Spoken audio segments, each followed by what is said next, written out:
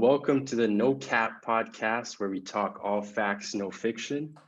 Today, we are joined by a very special guest, the UK's finest, a junior forward for the Davidson College men's basketball team, and member for the U20 GB national team, Nelson Boachie-Yiadom. Nelson, what's up, man? How are you doing? I'm doing great. I'm doing well. Thanks for asking. Thank you for hopping on, man. I just want to, hop right into it basically. So obviously you're still Davidson. You're still in the U.S. right now with COVID and everything going on. How's that been the last couple of months? A weird situation for sure. It's been a strange summer to say it. Yeah, it's been pretty strange. I had plans of going back home. Those plans fell through, and so I stayed actually in the US my whole summer. I was in Minnesota for like a month with one of my teammates, and then ended up coming back to Davidson and staying with my host family for a little bit in the summer, and back at school. So yeah, it's been like a long summer for me, or long year. Basketball's been great. We have our we have a sort of a schedule. We have a schedule sorted out. Like, we know our first game's November 25th, and we're just preparing for that. Yeah, man. Has COVID kind of impacted the way you guys practice or have access to the facilities in any way? Yeah, so we during the summer it was like limited access, and during the first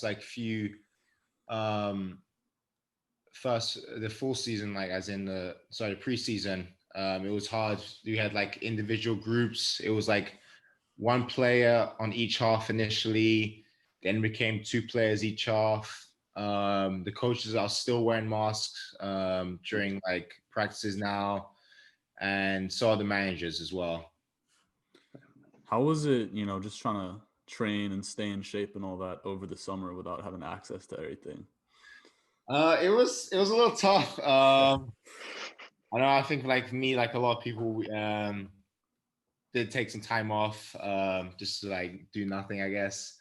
Yeah. But it was definitely difficult. You had to like find ways to like stay in shape. Luckily, my teammate when I was in Minnesota had a court in his backyard, that was awesome. A lot of people don't have that privilege. That was great. That did definitely helped. But when I was in Davidson, at least from June onwards, I didn't get a lot of court time. It was tough. They were like very limited access, and there was no lifting program at that time. Eventually we were lifting outside, but it was tough, to stay in shape and like in terms of conditioning. Yeah. Jeez. I want to backtrack here a little bit and kind of talk about your earlier days with basketball in London. So what kind of got you into playing basketball?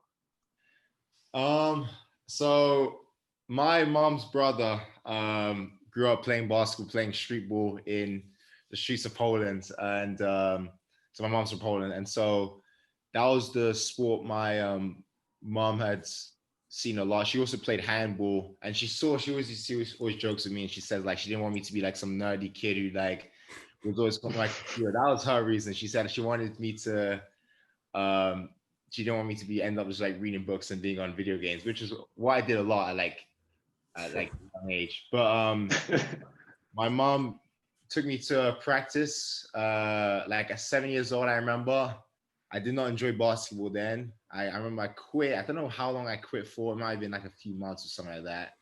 Then I was bored, and I was eventually told my mom I want to go back to basketball. And then ever since then, I've liked the game. Yeah, loved it.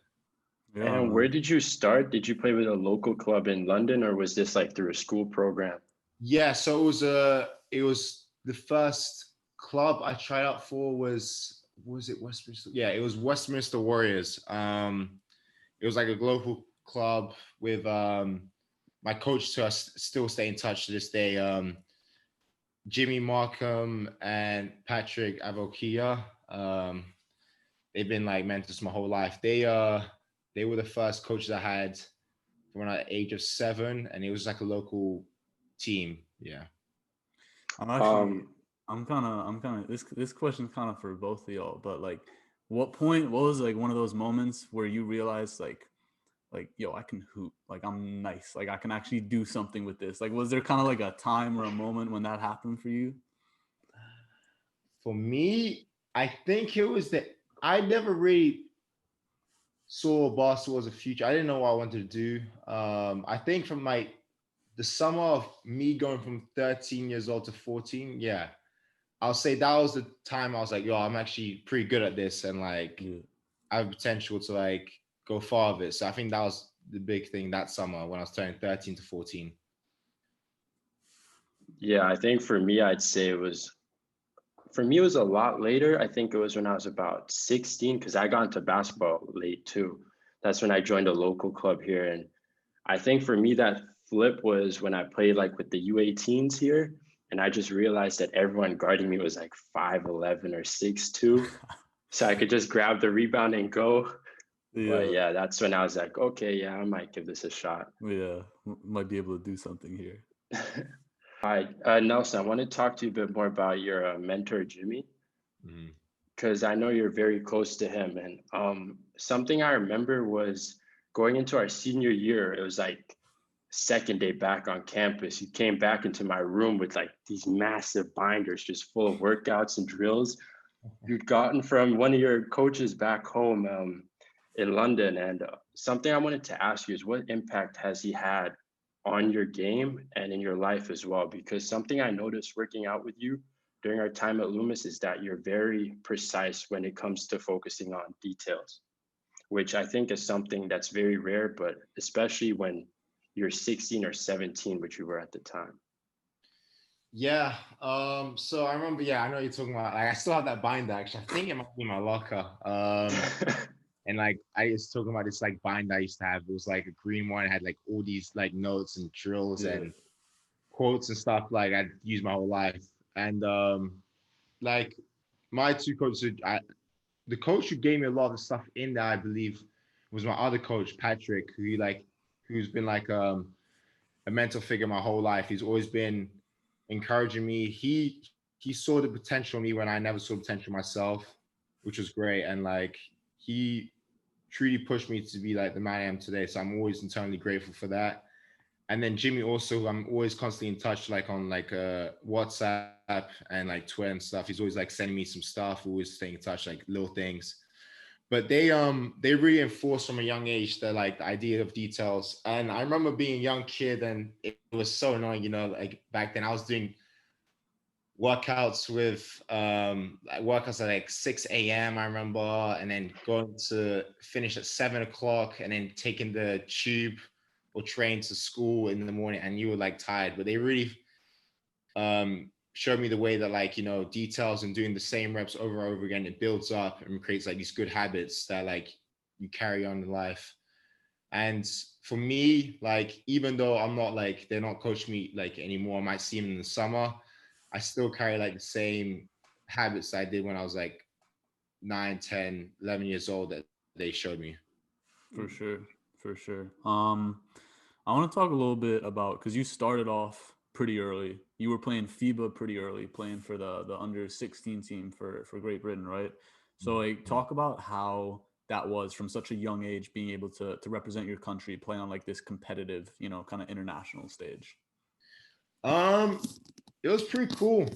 I remember I'd been through the England program like since I was probably under 14, but like the international, the big conference, the first bigger tournament we had against like teams was like under 16 for me. I was playing a year up. I was 15 playing 16-year-olds. And it was pretty cool. That tournament we came third place and we're getting promoted from Division B to Division A. So it was a great experience for me. It was also good for me to see myself compared to like other European players. This was at a time I was slowly having like aspirations to play college basketball. So for me, it was good to see like competition outside England. So that was pretty cool. And I remember something funny. It's kind of funny now. I just remember at the end of the tournaments, we always switch like jerseys. So I remember that we switched like jerseys after the other teams. Yeah. So that's pretty cool. Yeah. Talk to me a bit more about the process. So you said that's when you kind of started thinking about coming to the US. How did that come about? And at the same time, did you ever have any thoughts about maybe staying in Europe or going pro in Europe? Um, I'd yes, I remember I probably started thinking about it seriously when I was like 14 years old. Like it came up like my coach had suggested it probably like when I was 14-ish. And this was at a time I was like seeing like the idea of like if I went to prep school, then go to college and so forth. So um I initially was obviously I'm 14 years old, so I'm oblivious to how it all works. But my coaches back home, they really helps me to explain that thing. They explained to my mom, particularly more than me, that playing in Europe perhaps would be better in terms of, playing in America would be better in terms of the fact that you get a college degree, more so than if you played in Europe where you don't get the opportunity where you're just playing basketball all the time. And obviously it's like tough decisions at that age. Obviously I had to have some say in it, and say like, I want to go to America. And that was pretty tough, like I was, when did I go to America? Was it 15? Yeah, 15, turning 16. Yeah, I had to make a tough decision, like saying, yes, I want to go to America. And so it was tough at that age, but also like I knew that like in order to reach my potential, I would have to take a next step and like take a leap of faith and go to US and see how I compare to like American competition. So that was probably also I have to say on that.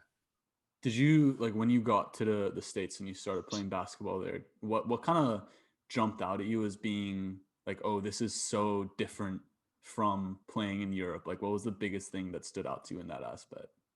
So to backtrack the story a little bit, going into my sophomore year summer, like after I was 14, yeah, sophomore year summer, I'd played AU in America with a former teammate who had moved back to America. He was American, played for my club team in England, moved back to America and said, do I want to play in the summer? I said, yeah. He made it happen, helped me out. It was great. It was Metro Boston.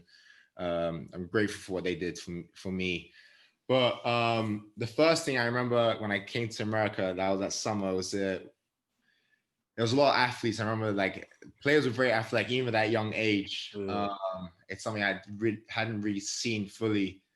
But also something I'd probably realized is Americans have this knack to have it's almost natural confidence in themselves, which I think playing in Europe was a little different. I think people tend to be more humble, but Americans tend to be very like confident in what they do. Yeah, There's a lot of players that even they weren't that good, they end up, I think they made themselves think they were better than they are, and so they play just a little bit better. So those were like the two things I noticed. For sure. So throughout your process, right, I want to backtrack a bit more. When you were choosing high schools, what made you choose Loomis in particular? So for me, I chose Loomis after my sophomore year of high school. So I knew that I wanted to go to obviously a prep school, because prep school would allow me to obviously stay at the school more so than like go to a public high school. I'd have to live off campus, whatnot.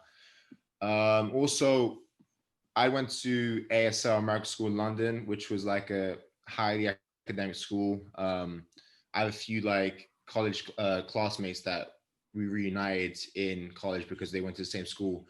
And so I knew that going from ASL, I wanted to go to another high academic like prep school. So Loomis was like one of them. A lot of those kids aspire to go to Ivy League schools, like high liberal arts schools, so that was one of the decisions. I thought that was great. One of the reasons I went there, I thought that was great. And also like prep school basketball was like pretty decent as well. So I thought those two things were good. Yeah. Did you, because I know this is something me and Leke have spoken about, but yeah, sorry. No, all good. When you got to Loomis, I mean, I guess to an extent still now, but especially when you first came into the US, did you ever feel like there was a certain perception of you because you were international and you weren't an American player? Like, did you ever feel that, people around you, other players or other coaches kind of viewed you differently? Because I know this is something we talked about and it comes up a lot here. People in North America, a lot of time they get this perception that European players are like soft or they're not built the same as, the kids that grow up in the US. So did you ever kind of like deal with that coming into Loomis? Gosh, I'm trying to think. I do feel like I had to like earn my rep, Yeah, I think there's definitely a perception that, Europeans, they come over and they're like soft and they're not as tough as Americans and whatnot. But honestly, I think I just used that as like motivation. Mm-hmm. I knew who I was and who I am as a player, so I've never really like listened to what other people have perceived about me as something I've always believed to like I know who I am. But it's something you do have to like fight, and something I did fight at Loomis. The perception of like being soft, but like it's just one of those things you just take it like, and you're like whatever. Yeah, for sure. I know throughout your 3 years at Loomis, you missed quite a few AAU sessions because you'd go back home to play with the national team, and which kind of made your recruiting process different to your average high school kid that stayed in the States. So talk to us a little bit more about that and how that may have impacted your recruiting in different ways.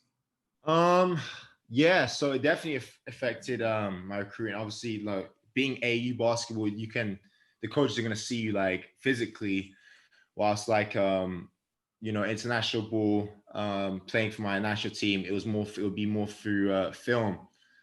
Nevertheless, I always knew that like if you're good enough, they will find you. And like you can see all these like international prospects today. Like it's not that hard. Like there's a lot of international prospects who are just playing for the national team. They ain't coming over to America, and then they are being like recruited to go to college or whatnot.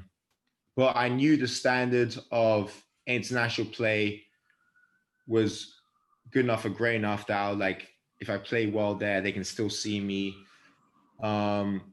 It did make it a little difficult, like staying in contact with coaches, but like I wouldn't change anything. I thought it was the right thing. I was always proud to play for my like national team. Like you're at that age, like it means something. So I wouldn't change anything now. Do you feel like, having that opportunity to play internationally, kind of grow up and play in that European system kind of taught you certain things that you might not have necessarily picked up in if you'd come up in the US? Yeah. For me particularly, I have to thank my coaches back home again. Like, I think in Europe, the general trend of players is a skill set, is focusing on the skill rather than the potential athlete in a player. Growing up in like London, obviously I was always a tall kid. Like I'm 6'8", 6'9" now, but I was always tall back then, or skinny and such. And if I hadn't had the two coaches, I probably wouldn't have enjoyed basketball, because I was taught like young age to like be able to dribble, pass, shoot, do everything. Defend, like it made the game fun for me. And even today, I try and play with that same like emphasis when I was growing up, be able to do everything on the court. I pride myself to try and do a bit of everything. Yeah, so like if I grew up in even America or had different coaches back home, I would have probably been like playing in the post, like near the basket, not in enjoying the game as such, not having that freedom that I developed at a younger age. But yeah, that's probably what would have been different. For sure. That versatility you're talking about, I think, is something that's so intriguing and always kind of stood out with you when you were at Loomis. And I always thought kind of made sense why you went to Davidson, because the way you guys play over there, the bigs are at the top of the key. They can handle, they can pass the ball.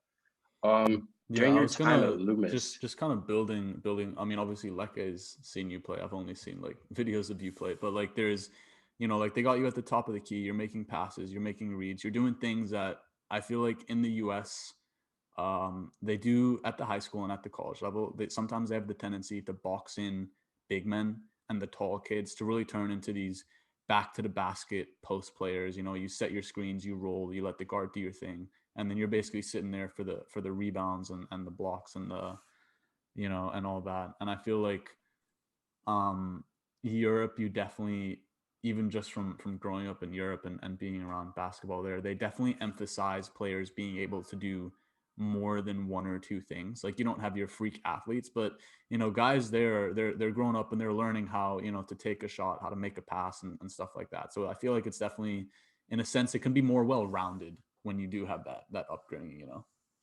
No, definitely. Especially at like Davidson, our coach has been recruiting international like players. He was like the first one to like reach out to international coach. I remember like reading something about him, like he had like camps in Italy.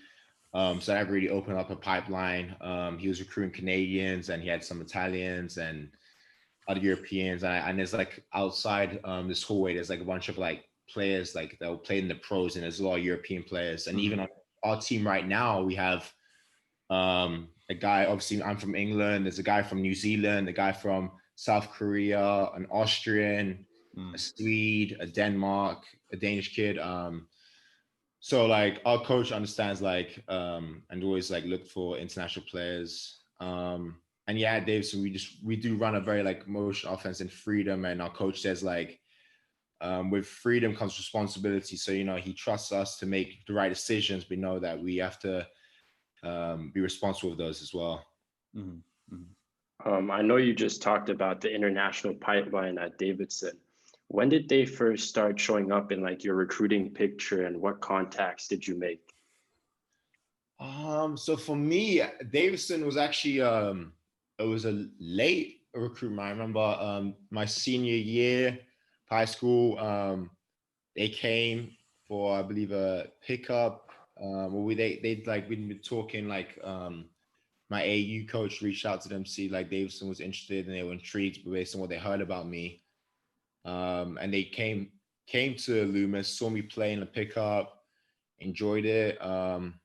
The associate head coach right now came to see me play. We had a good conversation. I think the next week or 2 weeks after that, I was on campus.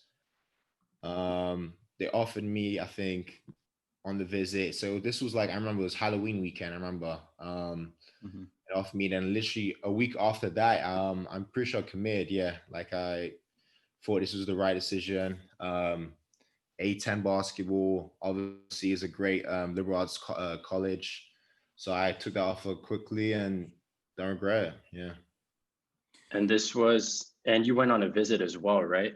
In Yeah. between So that time? like this was probably like a whole 4 weeks process, honestly. And I think I remember it's actually funny. The first time I heard of Davidson was like my first AU summer, like going to my sophomore year of high school when I came over the first time. And someone told me like Davidson was looking at me when I was playing.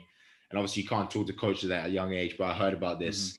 And I, being that young kid I only knew about like these blue blood schools, the big high major schools like Kentucky, Duke, North Carolina. So I didn't know who Davidson was, but like someone told me like Davidson's a good school. Like Steph went there. Just like Steph had graduated, like been 4 years since then, or 5 years, whatever. But yeah, like it was cool. That was the first time. They were the first school to like see me play, I remember. And then I ended up being the school I went to. So it's pretty cool. Okay. I kind of want to just talk a bit about your freshman year at Davidson, because it seems like that was kind of the first experience you had in your life where you weren't necessarily like, you didn't always have your name being called, like you had to sit back a little bit, wait to get your chance. So how was that change, and how did you deal with that mentally? Because that's a big shift, Oh man, it was awful. It was a nightmare. I came with expectation I was gonna come into college, I was gonna play, I was gonna win all these accolades my first year, and it's be like I'll go flying. But I came in and I didn't even touch the court like all my games. I had like a 30-second here at the end of a blowout, or 30 seconds at like a loss. We were losing the game anyways. So it was tough. It was really tough. And I remember going into my going into my sophomore year that summer, I was like really adamant. I was like, listen, I told myself, I remember telling one of the coaches next year, I'm going to fight for a starting spot. I told myself that to put the expectations even higher.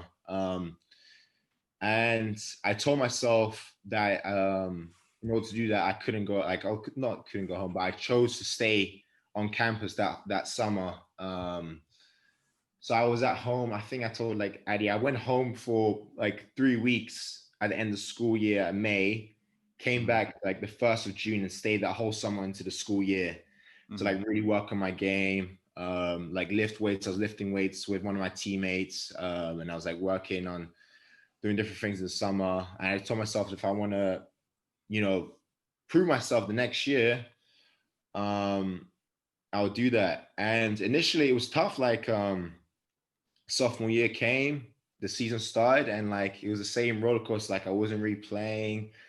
I was getting a little more sparks, a little more options, but like it was really limited. I don't think my coach trusted me yet. And um, I think eventually I had to slowly, I told myself, I'm just gonna find one good thing. I'm gonna do one good play like every time I come on the court. Mhm. And slowly it was building up, it'd be like 1 minute to, 3 minutes to 5 minutes to 10 minutes, 15 minutes. And then um halfway through the season for my sophomore year, January,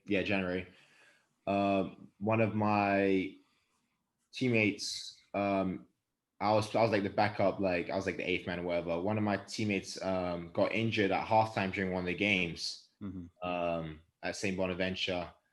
And so at halftime, the coach started me, and then from down the last 6 games, started for the team. I did like a few things. I had a triple. No, sorry, I had like on a triple nickel, where you call it that game, whatever. Like I was doing a lot of stats, and then Mhm. after that, I was like really proving myself, and the coaches trusted me. So it's been a tough process, but I wouldn't change Yeah, it. I've learned a lot. Like I always tell Addy, Yeah. I've learned a lot, man. for sure. And how was it? Because you were just talking about towards that end of the second season now, that stretch you got to start, and then everything kind of abruptly ended. Because Mhm. I think you guys were supposed to play against LaSalle, right? Yep. In So Barclays at the A10 tournament. yeah. How did you guys find out that it was basically going to be canceled and that your season Oh, was going to be done? man, that was brutal. That was so sad. I remember we were in the hotel, so it was like um we were meant to play on Thursday night, Tuesday night, like everything was happening. It was actually my birthday. I remember Tuesday night was my birthday, and like this was probably we had COVID was like spreading or something. And like Wednesday night was the night Gobert like apparently Mhm. got COVID or whatever, and he was like touching on the mics, whatever. So we were Yeah. preparing for the game. We were literally preparing for the game Thursday morning. We went to scout everything, and then we saw like ACC canceled, Pac-12 canceled, Big Ten. You saw all these conferences getting canceled, and we're like, oh man, it's only time before ours get canceled. Then they say A10's canceled at 1 o'clock, 2 or 3 hours before our game.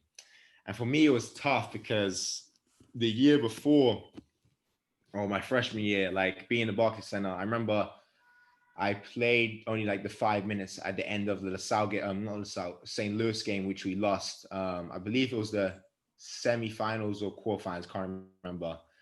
And I remember that feeling of like it was a tough year. And I was like, man, like it would have been great if I was like starting at Barclays to show like the Mhm. process, how far I'd come. I remember like calling like my assistant saying, it was really disappointing. I didn't get a chance to like feel the pride, and play in the Barclays Center, like, and have a shot, go to the win the A10 championship NCAA.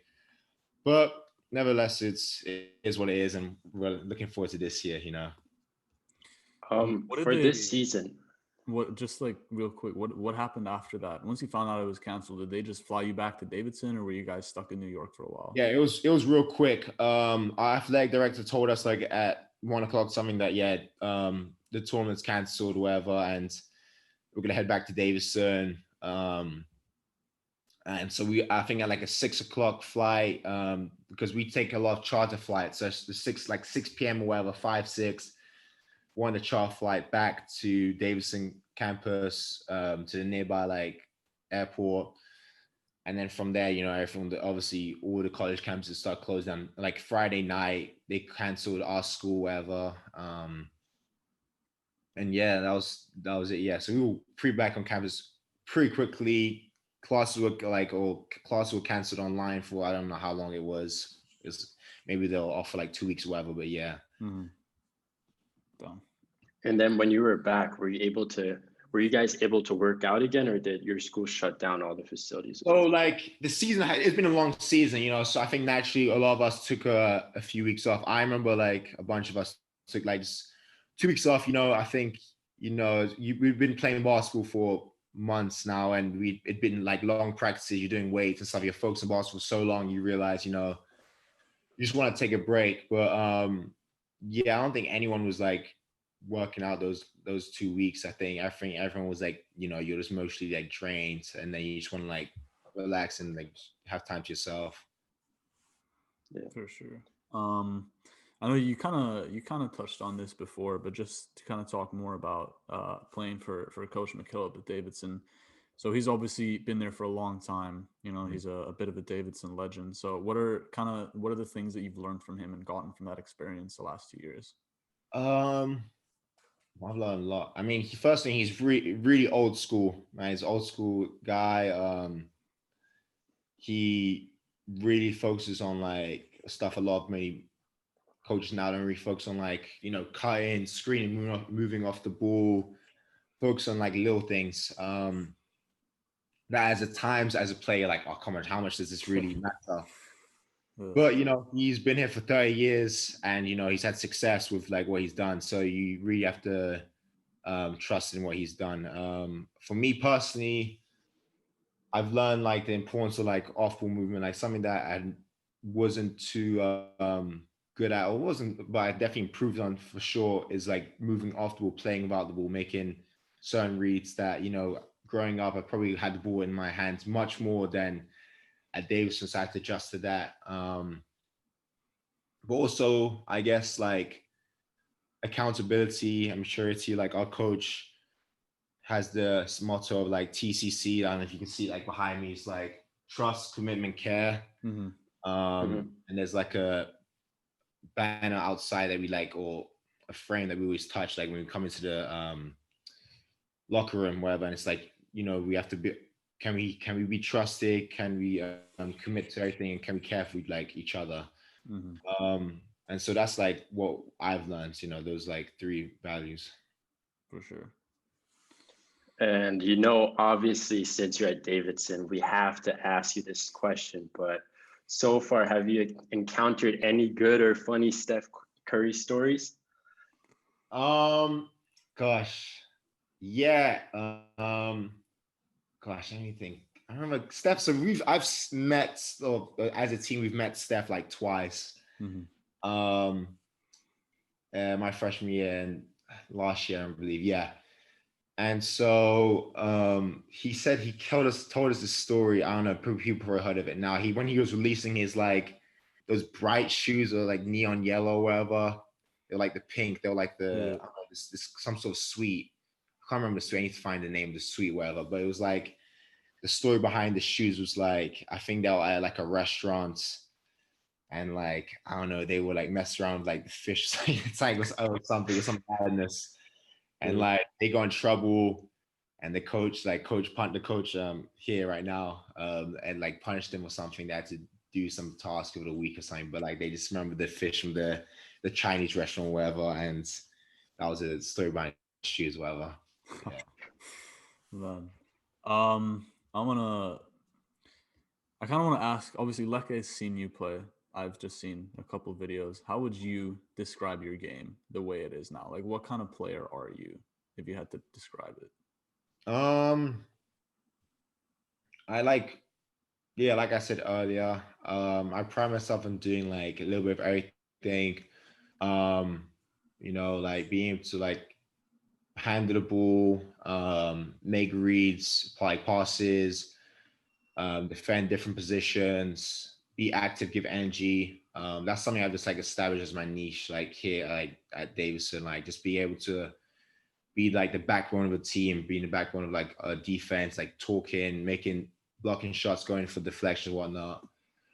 I think for me, like I always think outside the box. I don't know, it's hard to describe, but like obviously, like growing up as a kid, like I played points. I grew up playing point guard, so like I understood the idea of like leadership, leading a team, like being able to understand the tempo of a team, be able to like make reads. Yeah, I think that's how I describe myself. Yeah. Yeah, for sure, Yeah. sure. Because I was gonna say you, like the two of you used to practice. I mean, I remember, like I tell me this, the two of you used to practice quite a bit together back at Loomis, which I mean, looking at it, kind of makes sense because pretty similar skill sets, similar builds. Like even when I was just watching the videos of you playing, like certain things that I feel like the both of you guys do, like the ability to make passes, the ability to switch on guards and play defense on that, which I think is a hard for a lot of these crazy, big, thick American big men. They kind of slow on their feet, but you guys kind of have that lateral quickness. So it's just interesting to see, like, I've heard Leke talk about practicing with you, and now it made so much more sense when I saw the way you played, and I was like, okay, like there's really like a lot that these guys kind of come together on. Yeah. I remember like me and Addy would like working out in the mornings and off school, like we were shooting and whatnot, and like we just always like focus on like being able to do like everything. I remember we work on like our handles, like shooting. We did a lot of shooting. I remember I think we did some like passing. We did some like post finishing and stuff. So we like really worked on like being as creative as possible and be able to like do everything. Mm-hmm. Mm-hmm. And something I want to ask you too with that, where do you see yourself being at in 5 years from now? Good question. Savvy, long after Davidson. I aspire to play professionally. I don't put limits on what that means, but like that's my goal is play like professionally. I know in order to reach the highest potential in me, I know there's a lot to work on. But like, yeah, I just want to play professional. I know like I came to Davidson, and after that, I want to see how far I can go with this. Yeah, for sure. So for this upcoming season, I know there are a lot of questions fans especially have about whether they'll be able to get to watch the games in person, etc. So what is it looking now for you guys? Because I think I also saw you're going to be playing an invitational where some of our guys, Reese and Jaden, I think are going to be at too. Mm-hmm. So how is that going to work? Are you guys going to be in like a bubble situation or? So we don't know like when it comes to fans what's gonna happen. I think with like it looks like if for NFL it like depends on each state. And I think for us it'd probably be very limited fans. But we really don't know. And for the ball we were referring to, we were meant to play in Maui, in the Maui tournaments, like in Hawaii, I believe, and that would be great. But unfortunately, they decided that that's not option. So now we're playing in Asheville, which is like 3 hours away, but never still cool. But yeah, with that I believe it's gonna be a bubble for like a week or something, and obviously I'm gonna see Reese Brown and Jaden there, who were like me and Addy's teammates in high school. Who one plays for UNLV. This is going to be his first year, and Jaden, this will be his junior year as well at Stanford. So it'll be cool to catch up and see those guys. Yeah, for sure. I feel like we've touched on pretty much everything here, so we're gonna hop into a little draft to wrap things out. So basically, the way this is gonna work, Nelson's the guest, so you'll get first pick, and it'll go. You'll pick, then Addy will pick. I'll get 2 picks. Addy will pick. You'll get 2 pick, and so we'll do that to go around until everybody's got like 4 or 5 picks. And we got 2 international boys here today, so it felt right to do the top 5 international born NBA players. So you're picking your top 5, not like a starting 5, just like any 5 that you got. I'm placing all my bets right now on who Nelson's going to pick first. I think I know. No, they got to be international. No Kyrie's. I was going to pick first, though. The first I was going to pick, like I might change now. So I'm going first. Yeah. I get 1 pick. I just have to. All right, I'll just say the first one. I was surprised. It was a surprise, Eddie, if he says it. I'm going to do Dirk Nowitzki. Okay. Oh, okay. Yeah. That's a good pick. Yeah. You know who I was thinking about. I won't pick that person. That's a really good pick, though. But I think my first pick after watching The Last Dance, especially, Tony Kukoc. Tony. Okay. Yeah. I see that. All right, so I got 2 picks. So, I mean, I'm in Canada right now. So for my first pick, I gotta go Steve Nash. Oh, that's Nash is good. Yeah, tough. that's good. Nash is That's a tough. good one. After that, yeah, I gotta show love to one of the young boys. I gotta go with Luca, bro. Luca's been a dog since he came into the league, so I'm going Luca, my second pick. So does it mean how many picks do I have? 2 or 1? It's Addy, and then it'll go back to you sorry, for 2. sorry. Yeah.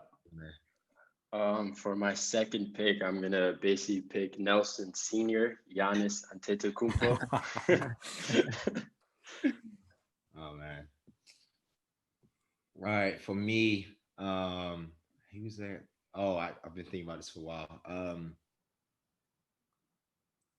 gonna go with, a lot of people might not know him today, but he was a great player. Drazen Petrovic. Oh, Okay, yeah. that's tough. The He's good Serbian league. legend. Yeah, that's a legend right there. He was like almost had like a Steph game to him, like his swag and the way he shot the ball. Yeah. Does Nelson have one more? Yeah, you got one more. Oh, I got one You more. got back to back. Oh gosh, who's elite? Let's see, Europeans. I'm trying to think of some. I might just. Okay, so I got Dirk Petrovic. I might get French play. Oh, Spanish. We'll go Spanish. Spanish or French? I'm gonna choose France. Tony Parker. Tony, Oh, that's a good one. His name. He's had a great career and multiple championships and multiple FIBA medals. So I'm gonna give it to him as well. For sure. I think I have to go with the legend, Hakeem the Dream. Hakeem, yeah. Gotta go with him. I was waiting for somebody to pick him. Yeah, actually, yeah, about that. Ooh. Let's see. So I got 2 picks. I'm gonna go. I'm a Lakers fan, so I gotta go Pau Gasol for my first pick. Love Pau, great player. And then second pick, because you took Petrovic, I think I gotta go with Peja Stojakovic. Another cool European shooter. Somebody they don't, they might not talk about too much nowadays, but no, he's good. That's a good one. Who is it? Is it me now? Yeah, it's you. I think I'm gonna have to go, since I'm from Switzerland, I can't disrespect. Gotta go with Clint Capella. Yeah. All right, fair enough. So how many picks do I have? 2? Yeah, this is your last 2, so you better make them good. Okay, so I need to get another big. I got one good legend for the Kings and Lakers, Divac. Yeah, he was a great passer, underrated like handling skills, and great player. Gosh, who else? Let me think. I got 2 bigs. Bishop Shua, and I got point guards. Any wings that I would love? Ooh. I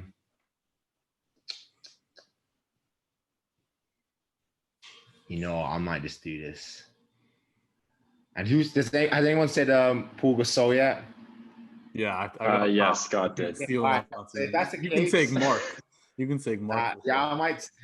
Mark's had a good season, and he's won a championship. I'm taking Mark Gasol. Yeah, Mark. All right, but Mark. Oh, that's a good one. Okay, who you got for your last one?